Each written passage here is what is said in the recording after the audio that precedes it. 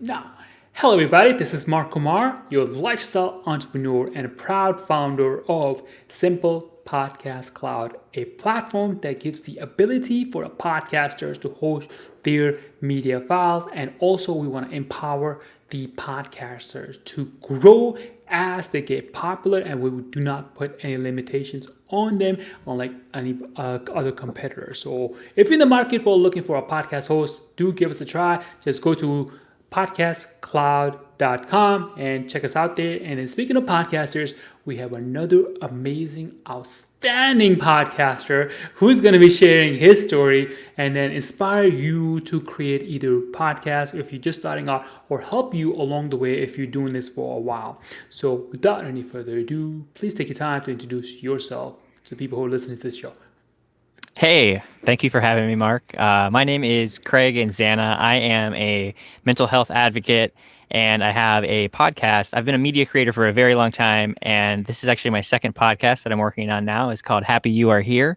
It's all about mental wellness. It's about going a step beyond mental illness recovery or mental health and going on how can we strive through the same kind of principles. Okay, so how did you get started? You could have done anything. Why that Yeah. particular topic?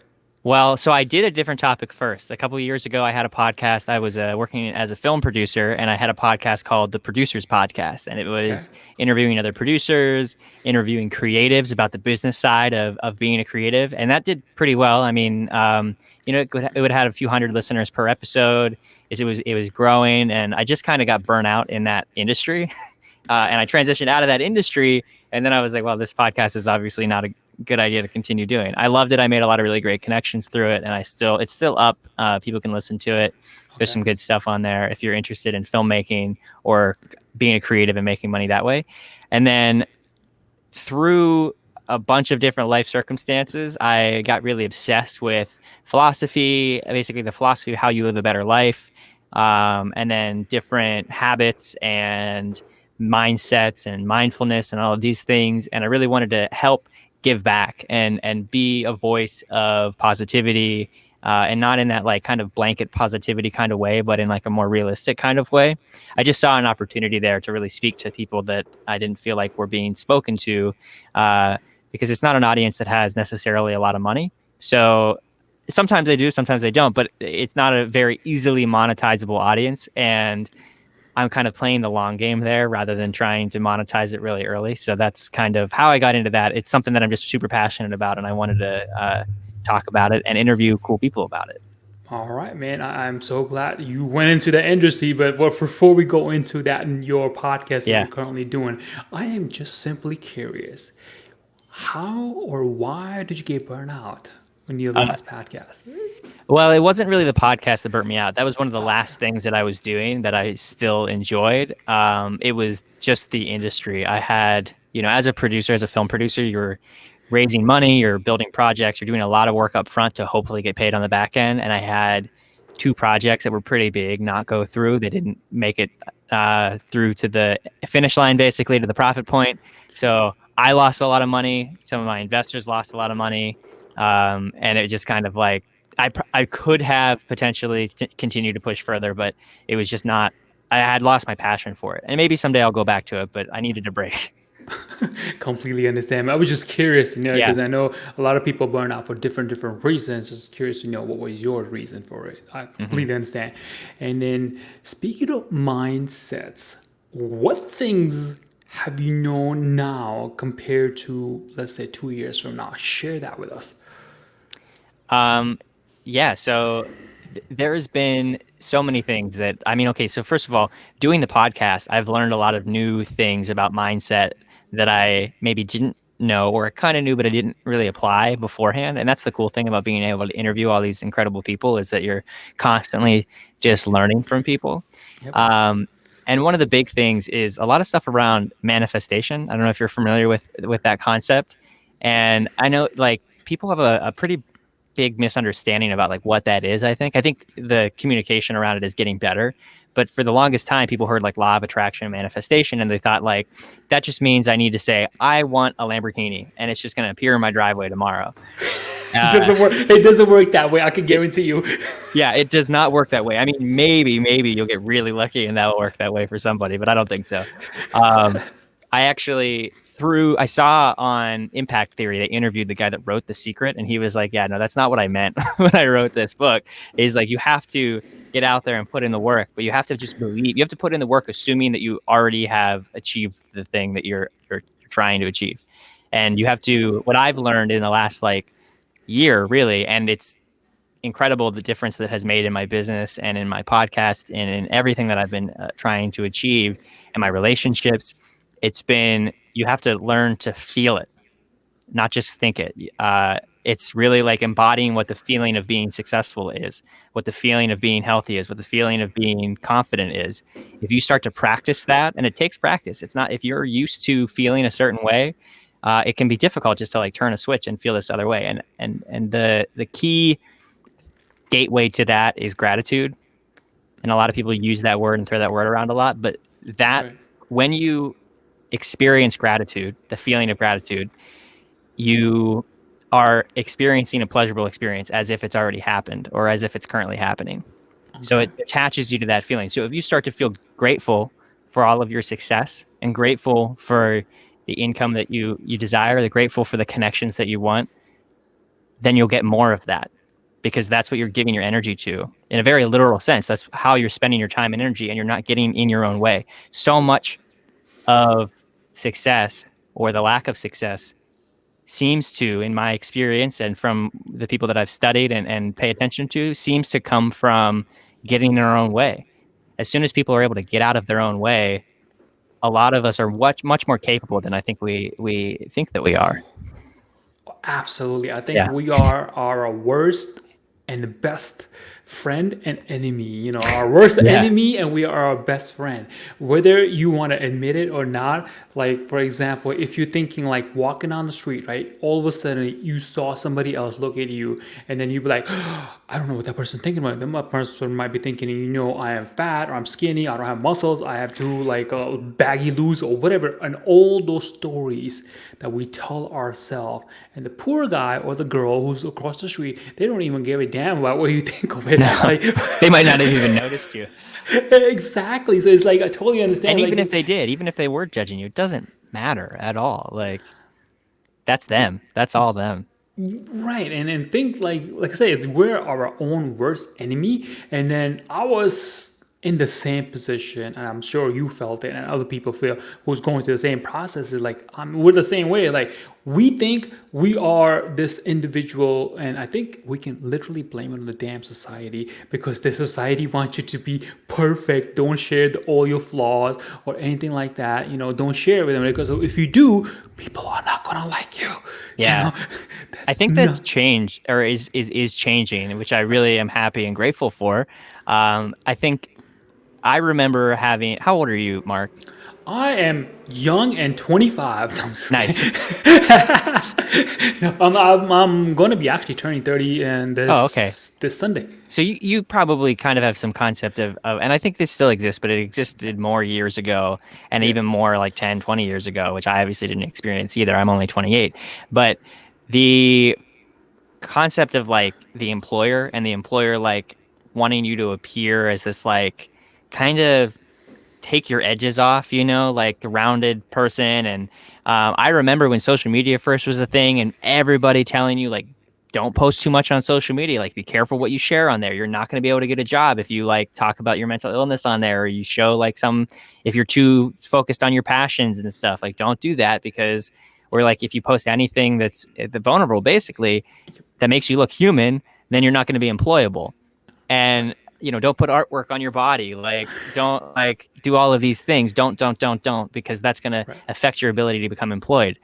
Right. And what twofold. I mean, a lot of people are more entrepreneurial now than I think was the case before, which is great. So then you obviously don't really have to worry about that. And then also, I think there's just people are coming around and realizing like, oh, okay, like this is not healthy to put people in boxes like this, to make judgments about them in that way. I still think in the really, really corporate world, it's probably still the case, which is unfortunate, but it's changed for the better, I think, and continues to do so. And then the beautiful thing about that, I'm glad you said that, but in the corporate world, some companies still follow those rules. Others have learned to change it, but the ones who still follow this old golden rules kind of thing, and those are the people who work for this company. They're finding that they want to become an entrepreneur, and they're going to start their own side hustle per se, and then from there, they're going to start their own business. And some of them Yeah. have successfully done it. So yeah, definitely, if you're in that world where you're like, hey, I want to start my side hustle. Let's just say, for example, if somebody wants to start a side hustle as a podcaster, Yep. right? What advice would you give a person who just want to start a podcasting career, or just start podcasting for the hell of it? Yeah. So, and interestingly, I used to work in radio, so I kind of have a little bit of a understanding of like how the monetization and stuff works on that side, even though I don't really monetize my podcast because that's not the goal. But that's what I think you have to get really serious about deciding early on is do you need this, and do you want this to be a source of income, or is this a passion? And it can be mixed for sure, but what's the main reason? Are you doing it mainly because you're passionate about something, or mainly because you want to make it into a living?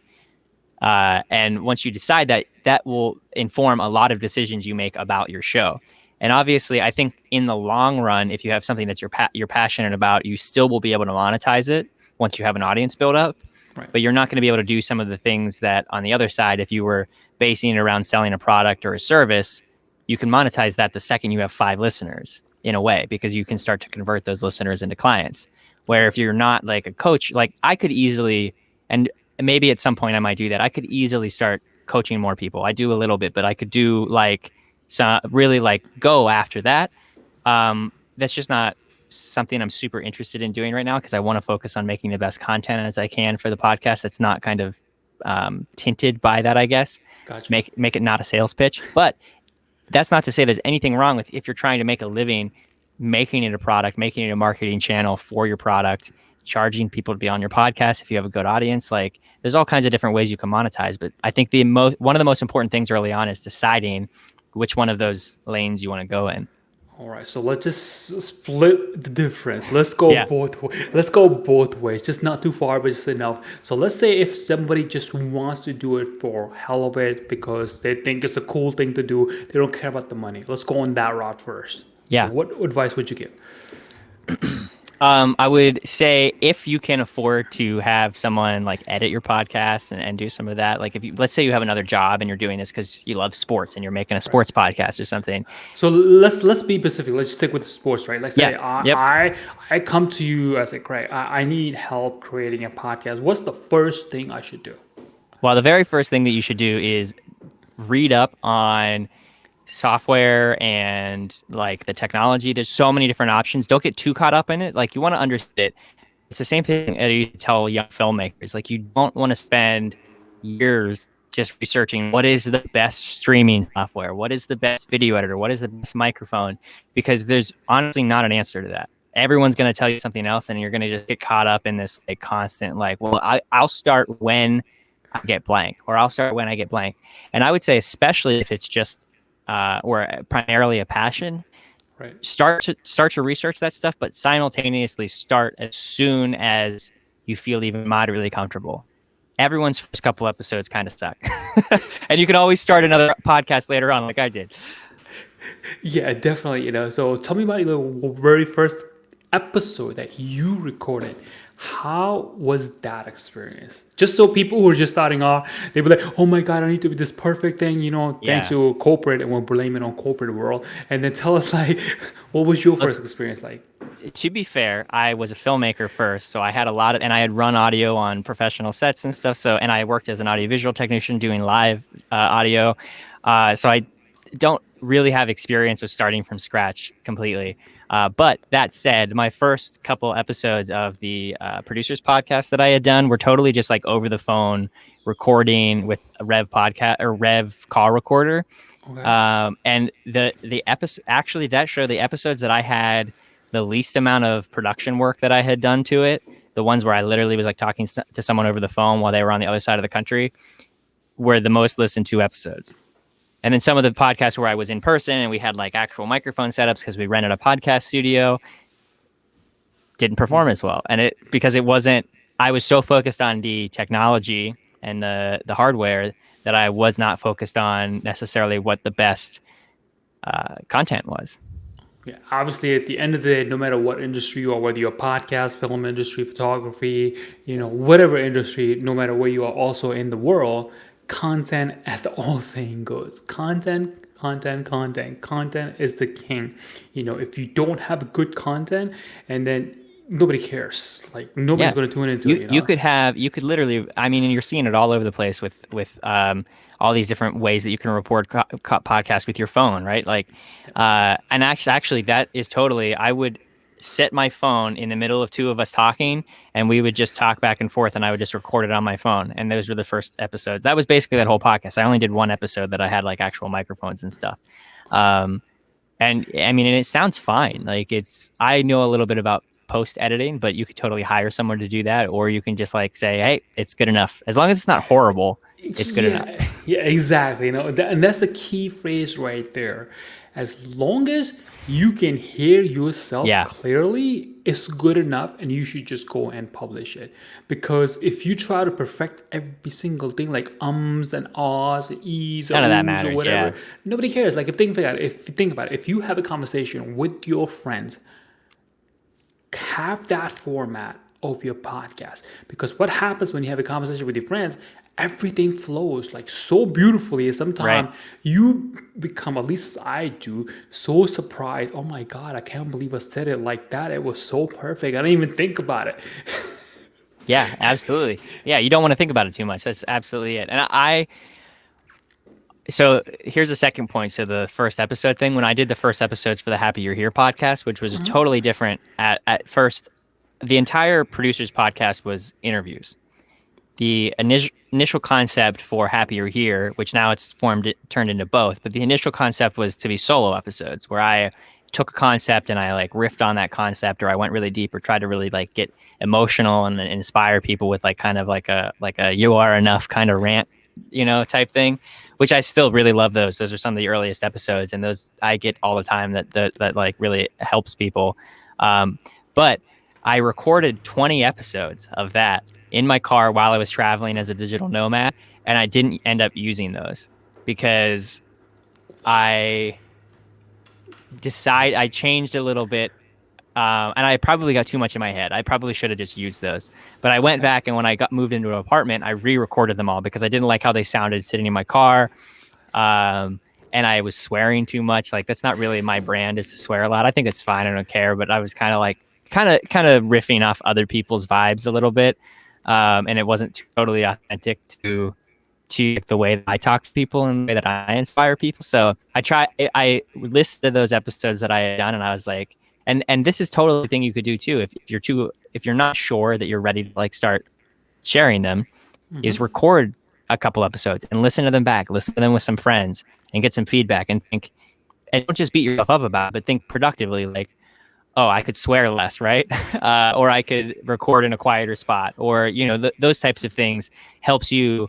But it's the fine balance, because you don't want to be like over assessing yourself to the point where you're like, I can't do this, I'm terrible at talking, like, and where you get yourself stressed out when you get on camera or on the microphone.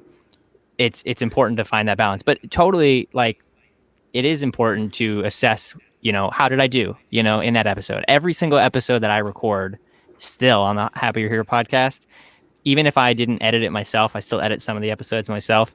I will listen to it when it's first published. I'll listen to the whole thing so that I can listen to it and go, just kind of, and not even like really intensely, but just listen to it and be like, oh, I talked too much there, or I cut that person off or something. Like, I could be a better listener is often my deal, but Right. And I'm glad you brought that up because, like, one of the things that when you were saying that you record your for a few podcasts, the first 25 calls on your phone, whatever. And the thing that I learned just recently is like, and then I want to get back to you, like, you listen to it and after you publish kind of thing. I want to go into that Yeah. was so let's say hypothetically, if somebody's listening to this, they're just starting out, they record their podcast, right?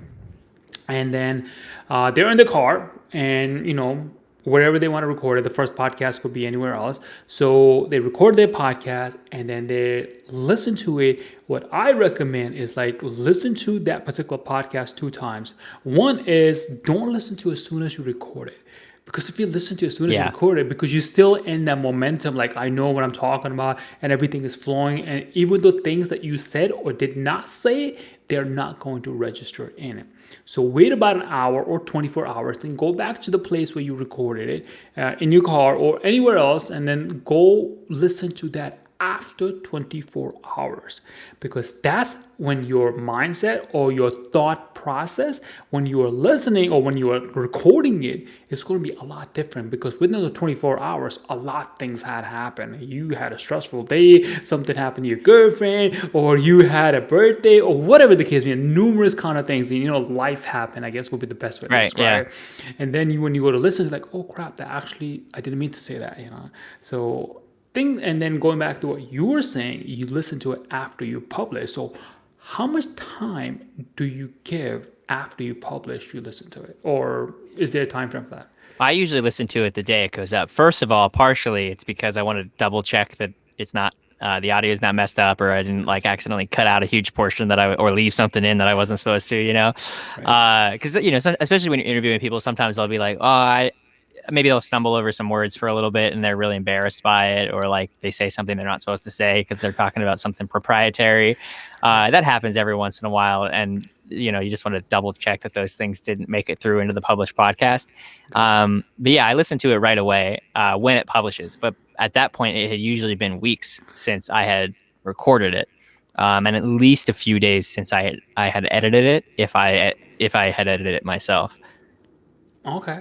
So And another reason why I wait until after it's published instead of doing it like the last second before I publish it is because if I listen to it the last second before I publish it, I'll think of a bunch of changes that I want to make. And I learned this in filmmaking, where eventually you just have to hit publish, and unless there's some catastrophic error, you just let it go, and then you try to do better next time. I you hit it right on Yeah, the head, nail right here on the head, because no matter how much you think, it needs to get perfect, perfect, perfect, perfect. Just like there's that perfect syndrome. It's kind of like I need to make it perfect, perfect, perfect, and then it gets to the point where, like, what is perfect?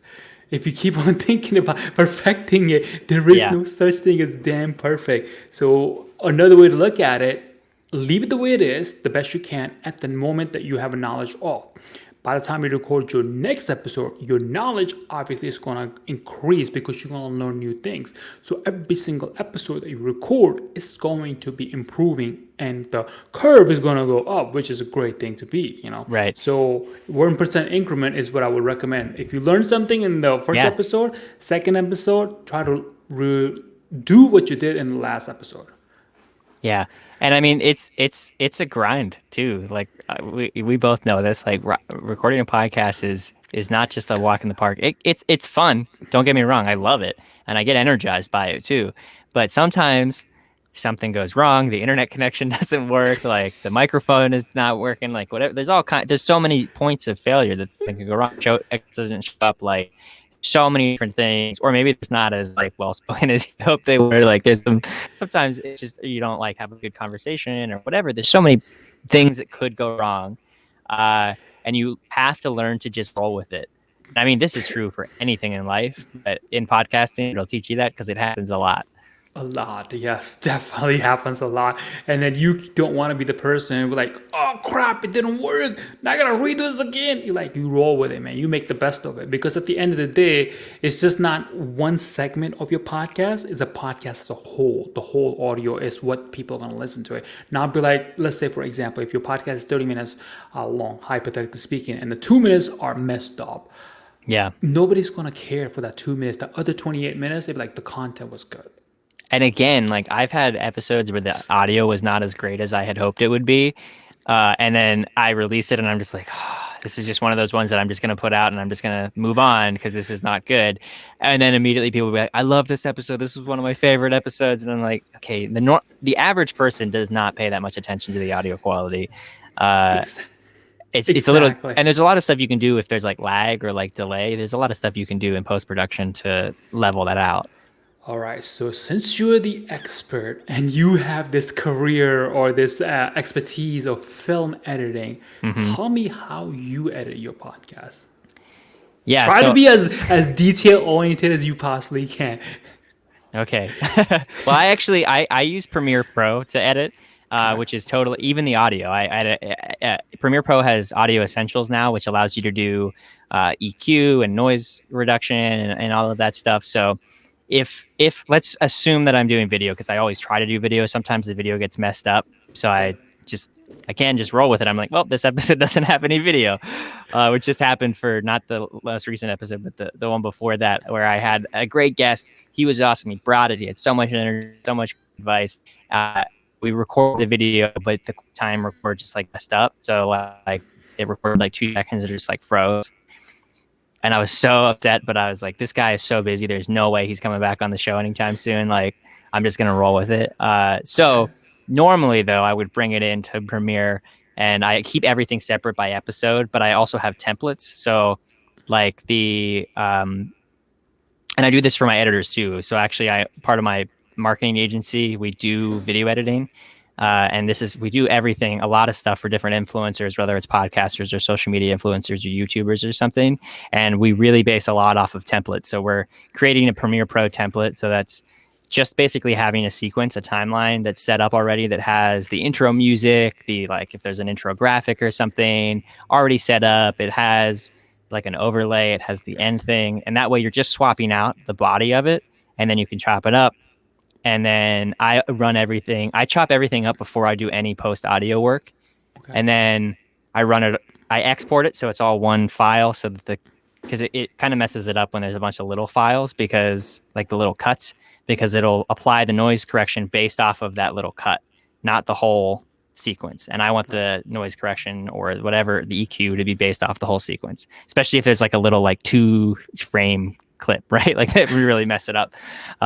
So I export it like the raw edited audio and then run that through the Audio Essentials or whatever EQ stuff.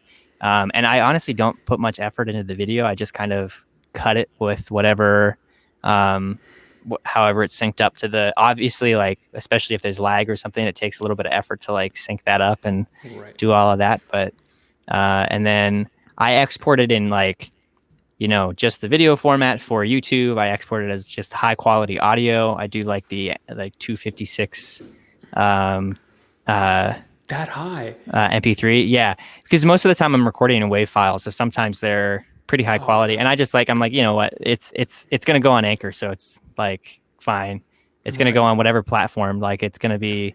Usually they can handle it. I don't know. I'm assuming your platform can handle Hell yeah. the file sizes, right? Yeah, pretty much. It doesn't matter. I guess if you were recording to Libsyn or something, right? Like where they throttle your amount of like uploads, then totally you want to be a little more careful with how you're exporting those files. But I'm not because I only use unlimited platforms. Right.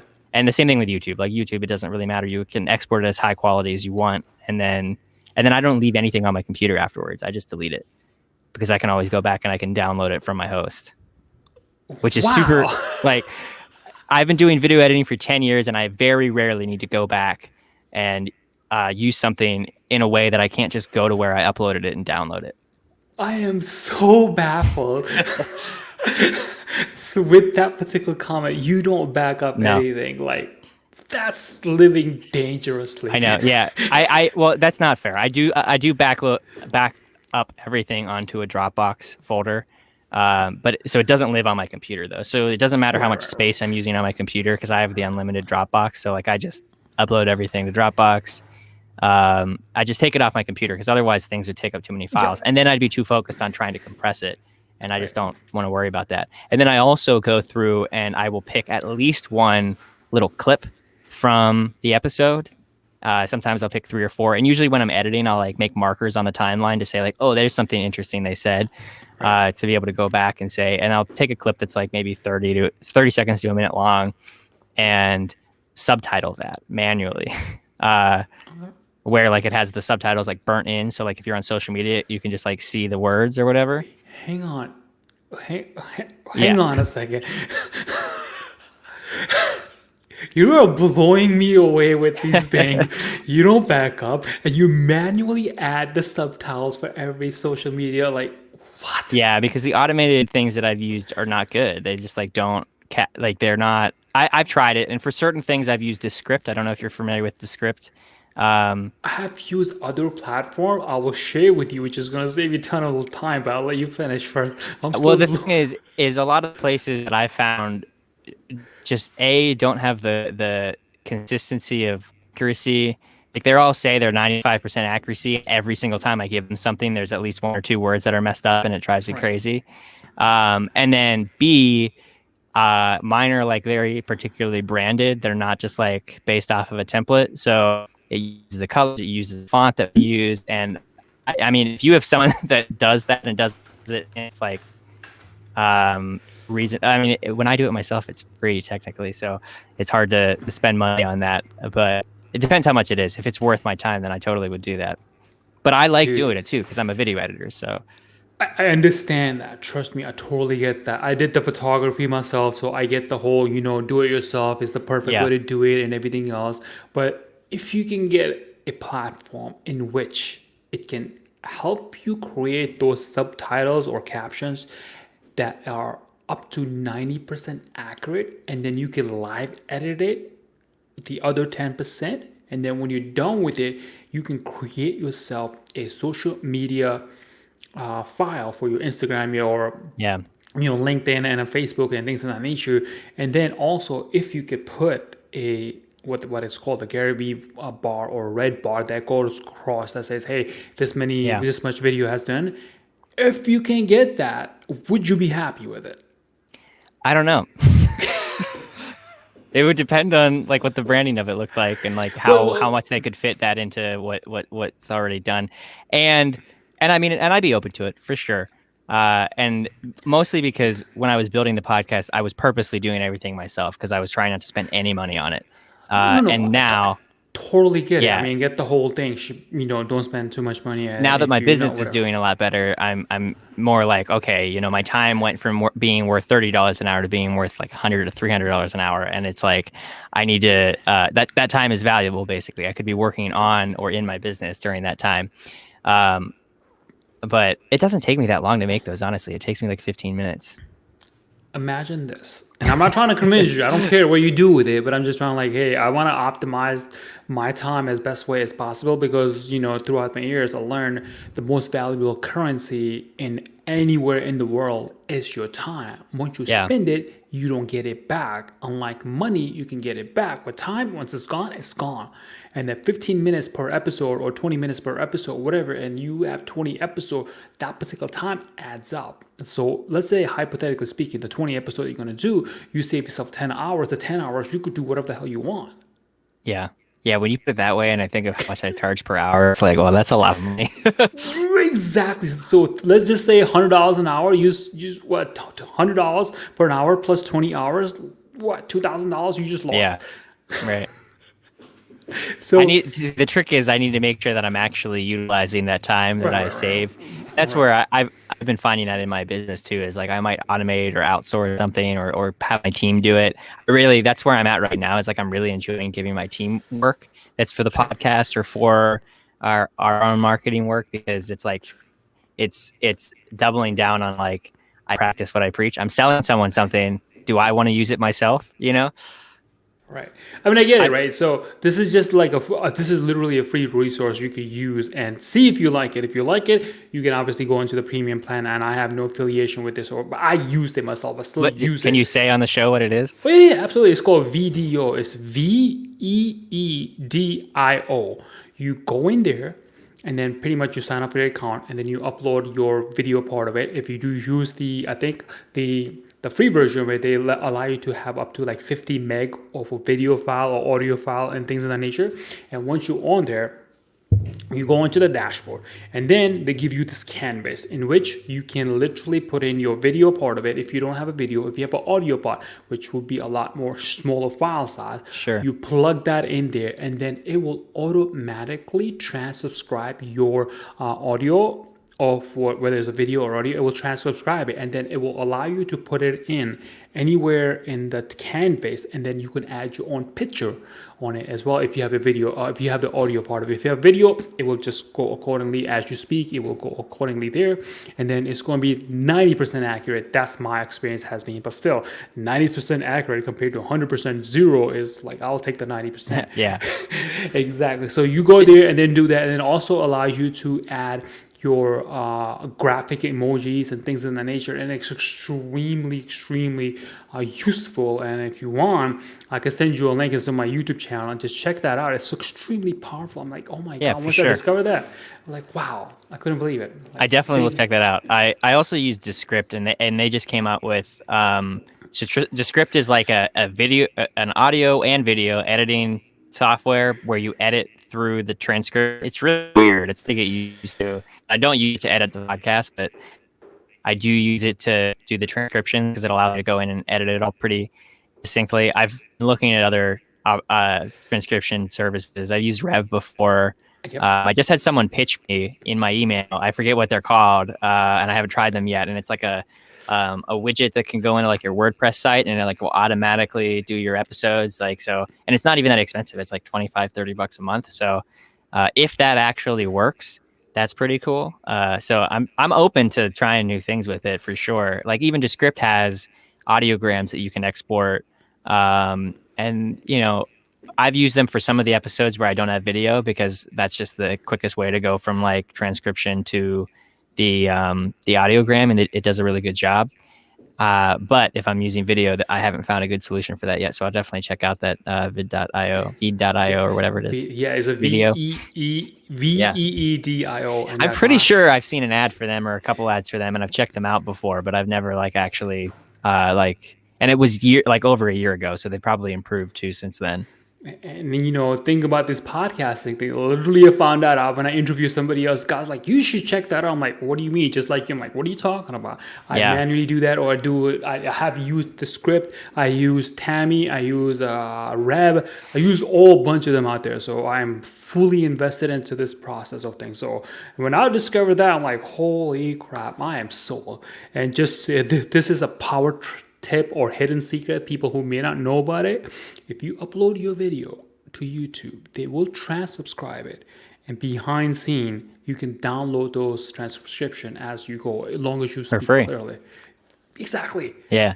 And there It is has a lot of trouble if there's people talking over each other, but besides that, it's especially if you're a solo episode, it's great. It works. I used to do that for some of the early episodes. Yeah, definitely. You know, so people who are just doing this podcast thing, you know, check out the video, and I'll put the link in the description for everybody who wants to interested in there. You know, check that out, and you can obviously create after you're done with the whole playing with the dashboard, export it out into a social media video, and then you could just use that video as a promotional, or you can even use it as an advertisement for your Facebook and things of that nature. So it's powerful stuff.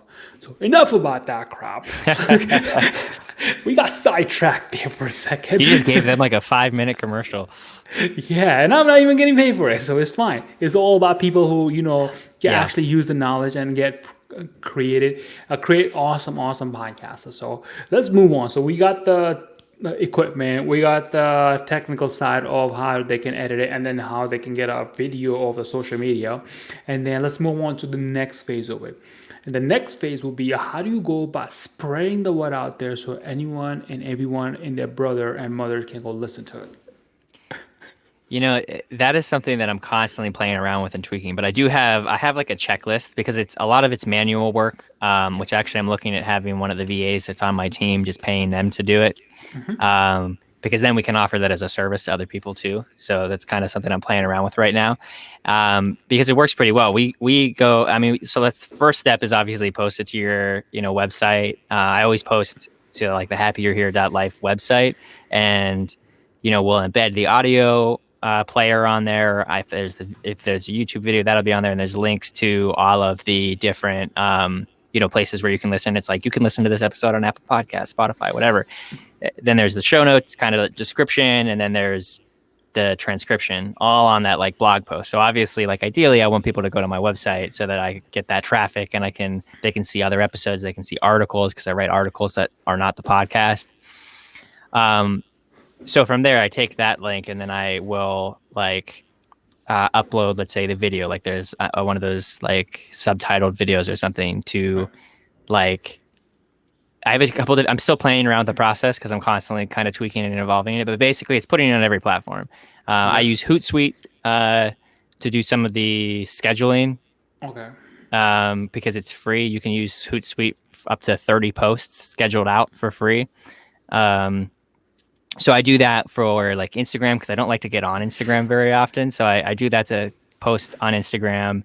I do it for LinkedIn. I do it for Facebook even. And then from there, I will, once that has posted, like every time I have an episode that's going to be posted, I schedule like an hour that morning to go and like promote it. And what I'll do is I'll go into relevant Facebook groups and I'll post it, and I'll say why this is relevant. And when I say relevant Facebook groups, unless you're a podcast like yours, the relevant Facebook groups are not podcast groups. I can't like stand when I see that, like, and I'm interested in other people's podcasts if I'm in a podcast group, but like, don't spam us with it. Like that's not the audience that you want. You want whatever the audience of your show is. If you go to use that sports example, like if you're a sports fan, like let's say you're a Huskers, a Nebraska, like a UNO Huskers fan, then like, and there are podcasts about that. There's probably Facebook groups dedicated to that, and also Facebook groups dedicated to Omaha and Lincoln and the major cities in Nebraska.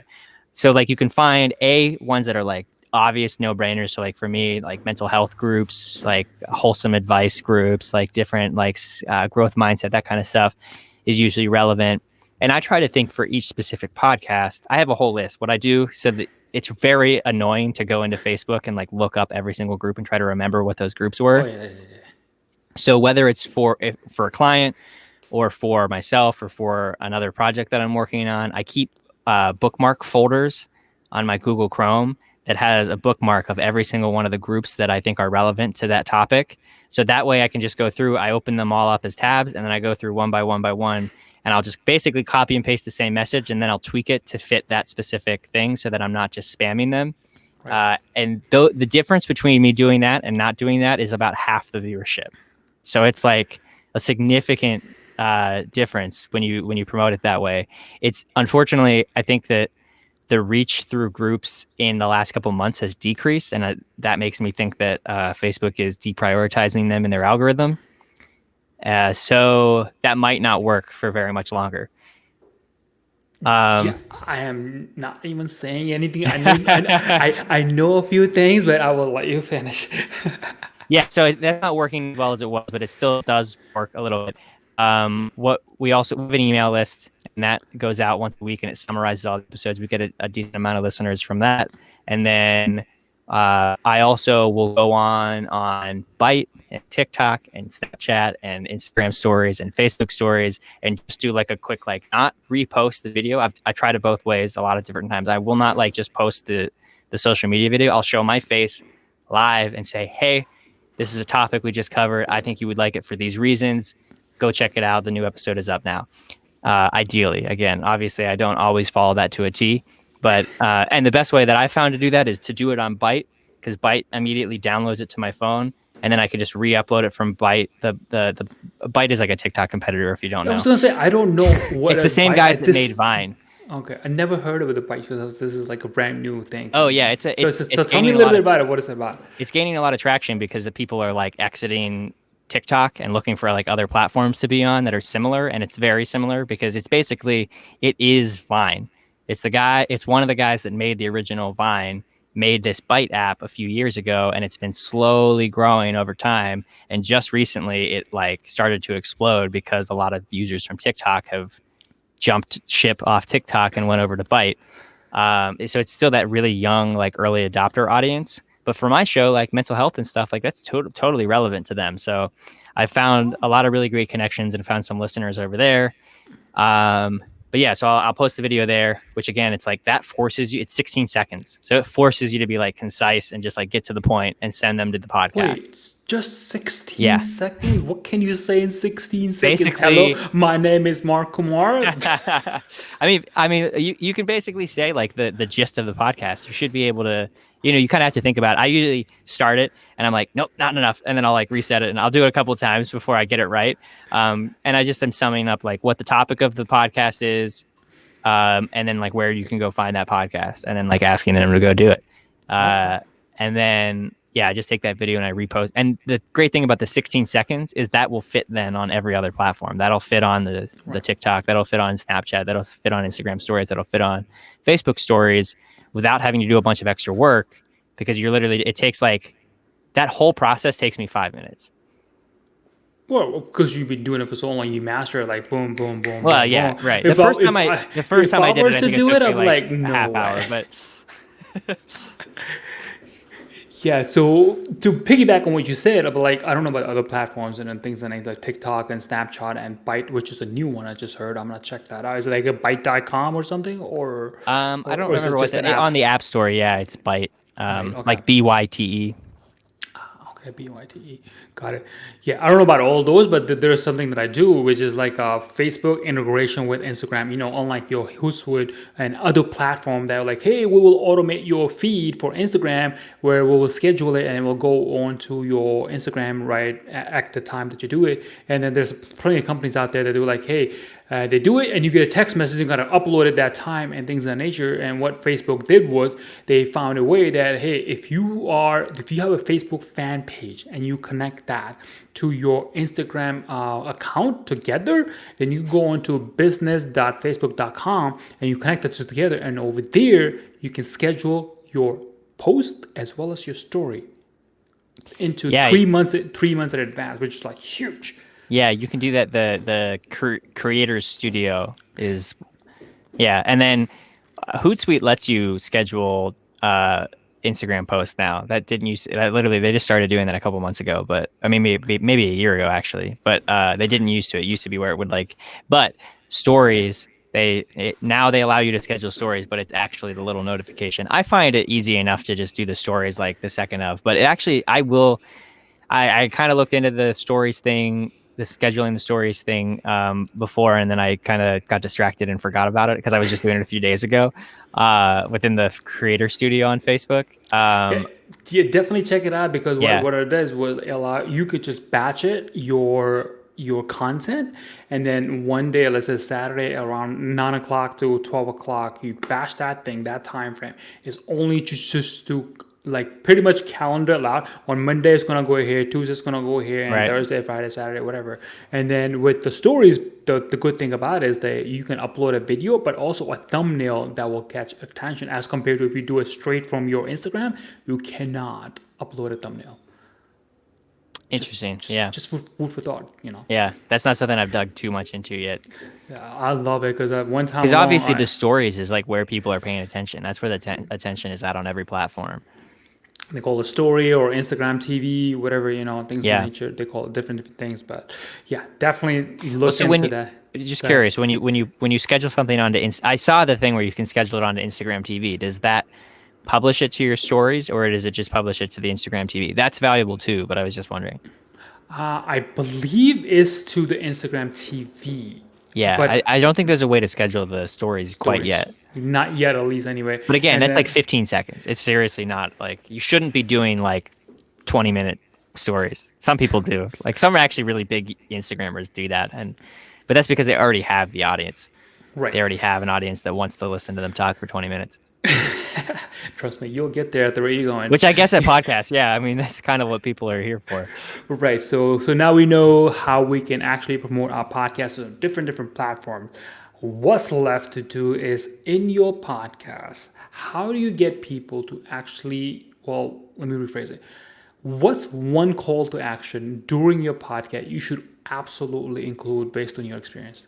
So my favorite call to action, I played around with a ton of different ones. The one that I've directly seen the most results from is asking people to share it with one person that they think would be this episode would be valuable for, is how I word it, you know? So like, especially because my stuff's about specific like healing and specific like methods of overcoming mental illness or, you know, thriving. Like almost always, you know, someone listens to that episode and someone comes to mind. And those are the people that then I can kind of pay attention to it, where, you know, one of my original listeners sent the podcast to so and so. And I used to do a contest, which if I had more money to throw around, I would keep doing, where if you took a screenshot of the person that you sent it to, then you were entered in the contest. That's how you got entered. You had to send me a screenshot of you sending it to somebody.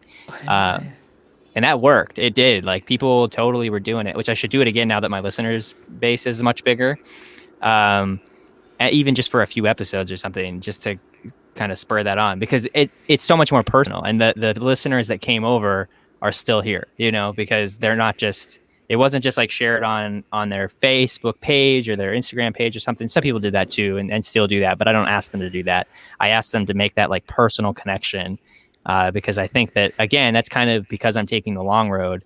I think those are the people that are going to be like long-term invested in the show because it made an impact on through that. And they had it's like a referral, really. Dude, I am so glad you said that, because we literally had a meeting last night with our Simple Podcast Cloud team, and we're going to do that. So literally, I am not even kidding. We're going to do this contest thing where to help promote our Simple Podcast Cloud, where like, hey, if you are listening to the show on iTunes and you love what you heard and you would also like to hear or actually have the option or get into the entry where you get a free membership for almost a year on our platform, send us a review, and then send us actually give us a review, and then email us the review at sport@simplepodcastcloud.com, and I'll put that in the show notes as well, and then you'll be entered to key that in. I literally just talked about that last night talking to my team, so I'm so glad you said that. Like, wow, that's why I'm smiling. Like, this is so cool. Yeah, there's so many different ways you can. I think like running a contest. I used to work in radio. Running contests work. Like I used to be so jaded about that before I worked in radio, and I was like, why is everyone always doing these contests? They're so scammy or whatever. But like, first of all, someone does. I that used to be my job, was to give away the prizes, and every person that would come in and be like, well, I never win anything, like, you know. So like obviously people. I mean, we gave away so much money and so many prizes worth so much money. Like, and I mean, it had built like I don't know how much money we were making, probably over $1 million a year at that small town radio station, because a lot of it was based on promotions. And so I took that to heart when I started my podcast. I definitely got lazy about it as I grew, but this conversation has inspired me to go back and do that again, which, like, you know, doing something if you have a service, giving it away for free, that's a really great way to do that in a way that's not going to cost you a lot of money. And it's going to be the people that are entering the contest they're going to be good fits for your service too, because they're going to care about getting that free version, that free year of your software, or that free consultation, like whatever that is. I was giving away books is what I was doing, because a lot of the stuff was concepts and things that I had learned from books. So I was like, I will have a conversation with you, whoever the winner is, and give you a personalized, not just book recommendation, but I will send you a book or send you an Amazon gift card for the book. Okay, that's great. I'm so glad you said. I am just like thrilled with the whole concept of it, because I literally just had this conversation. Yeah. It's kind of like, wow. And it just, I think now it's just the way I look at it. If I think about it and later on, just somebody else talks about it, it just happened. It's fate. I have to do it. Absolutely. Yeah, I agree. I really have to do it. So starting next episode, hell, I can even do it now. Like, for example, I mean, you pretty much just told people about it. Yeah.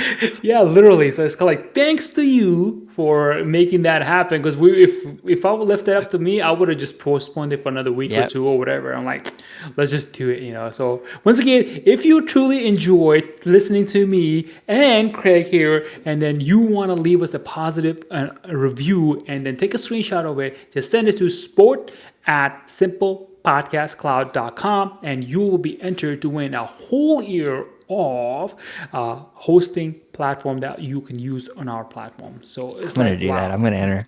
Yeah, you enter. So you guys better go enter, otherwise I'm gonna win it. Can I win? Is that fair? And I leave a review. Yeah, you can leave a review and enter it and just send it to us. We'll take care of you. You know, we'll actually what will make it better is like you can enter to win whatever, and then for my, let's just say September 15, it will be the enter the win drawing, and whoever we're gonna pick 5 winners. So whoever those people are, you get to have a full years of a subscription to our platform, absolutely free. And then obviously I'll be here to helping you out any question you have, and then helping you promote your podcast on any which way I possibly can. So you not only just have a subscription, but also you get to have a lifestyle entrepreneur helping you grow your business. That's awesome. That's a lot of value, man. And thanks to you now, since you brought this whole thing up, like, wow, that's just like epiphany, it has to happen. Like, wow, that's Yeah, so cool. it's great. Yeah. Yeah, so having said all that, first of all, thank you so much for being here. And last thing, what I always do on most of my podcasts is like, let's play this 2 question game. Okay. One question is wherever you are in your life right now, it doesn't matter whatever age group you are right now. So let's say if the 18-year-old of your younger self asks you for advice, what advice would you give that younger version to get to where you are a lot faster? I think the biggest piece of advice that I would give my 18-year-old self is to work harder. And that will get you the things that you're looking for. Because I think I looked for satisfaction and well-being everywhere else except for just like working on something that mattered to me. And that led to like so many like, rough circumstances. And it could have been all avoided if I would have just really dedicated myself to, at that time it would have been filmmaking that I was passionate about. If I would have tried harder and dedicated myself to, instead of partying and stuff, like basically just don't party. You don't need to do it. It doesn't matter. Don't party. It's not worth Okay. it. Okay. That's your advice to yourself. That's my then, man. advice to myself. Yeah.